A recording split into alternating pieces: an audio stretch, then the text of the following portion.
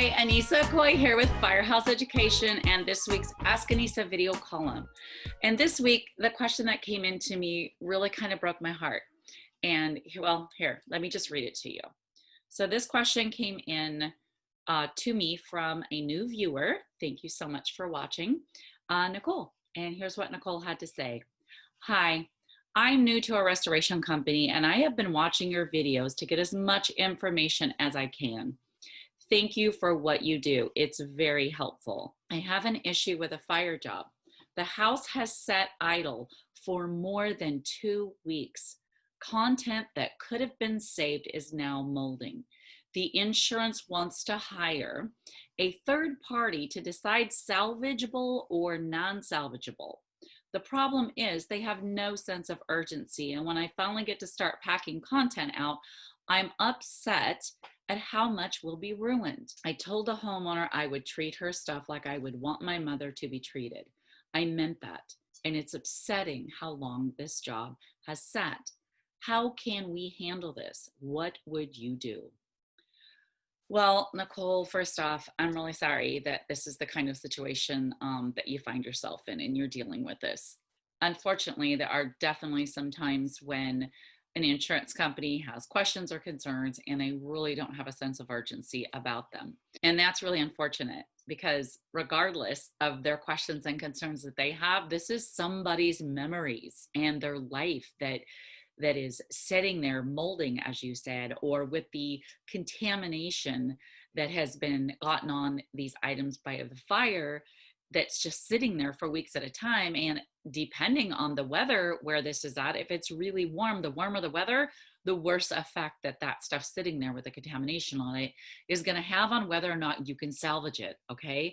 I mean, it's a little bit better, obviously, if the weather is cold, you know, you're in the wintertime kind of situation, but still for it just to sit there is not a good thing regardless. So number one, I'm really happy that you are so concerned and want to help your clients in the biggest way that you can get through this. And it seems like, I know you're new to this restoration business, but it seems like you are very well aware of how emotional this side of the claim is. Okay, so how would I handle this? First off, something that's very important that I want you to be sure that you're doing is having very good communication and open communication with your homeowner. They need to understand very well that you're wanting these items and recommending that you get going right away in the processing, and that it's the insurance company that's holding things up. The other thing that I would tell you to do is to have a conversation with the adjuster who's handling this claim. Be sure that you are letting them know that these items sitting here are causing further damage, that things need to start getting processed and moved. Now, if you're bringing items out and they're moldy because maybe the fireman sprayed water in the fire and these items sat there all this time, then yes, they very well may be non-salvageable at this point. But I would definitely get things fast tracking at this point. You need to get those items that have been wet, dry. If there is mold on these items, can they be remediated and salvaged, or are they indeed non-salvage now? By the way, if they had a third party come in and determine salvage and non-salvageable, you need to be sure that you agree with those lists and that the items they say are salvageable are indeed items that you feel can be salvaged. And if they can't, you need to, again, this is a very straightforward conversation that you need to have with your homeowner and the adjuster as well. It really bothers me when they get third party salvage and non-salvage involved. And I try very hard on all of my claims to let them know that's not the way to go. You need to let me handle this as the restorative cleaning contractor from one end to the other so that there's consistency and conformity throughout the job. But a huge thing here is having that communication with your homeowner so that they're well aware of where you are on your timeline and what your recommendations are. But I also believe that their communication with the adjuster is really big too. The adjuster needs to understand that your concern is to save as much as you can and to do so quickly, all right? Not only for the financial side of the claim, but for the emotional side of the claim as well and helping the homeowner. Another thing I want to say is if you have an adjuster stalling things out on a claim, don't hesitate to go over their head to their supervisor or manager and let them know that items are being damaged and there is further loss going on because we are not moving this claim forward. And be sure that that communication is happening. Look, you are the remediation professional. You are the one that's trained and certified and knows what needs to be done.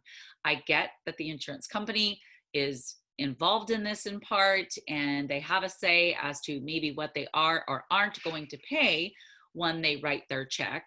However, you are the remediation professional, the content restoration professional. So you are where the buck stops, if you will, when it comes to how quickly things should be handled and what should be handled and how. Okay. So with being very, I guess I want to use the word diplomatic about it, and with, you know, some charisma, be sure and voice that and get that through to the adjuster. And again, if they're giving you a lot of difficulty and they just are stalling out the claim and you know that it's causing further damage to items and loss of items, then you need to immediately go forward and step up and speak with either their supervisor or manager and let them know the situation and what's going on. And once again, keep your homeowner in the middle of this communication loop so that they know you are fighting for them as well.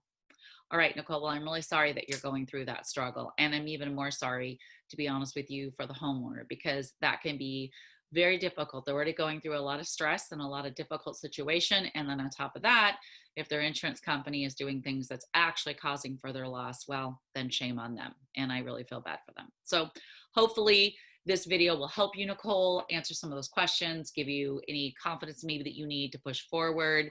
And don't hesitate to reach out to me if you have any further difficulties on this claim or another one. All right.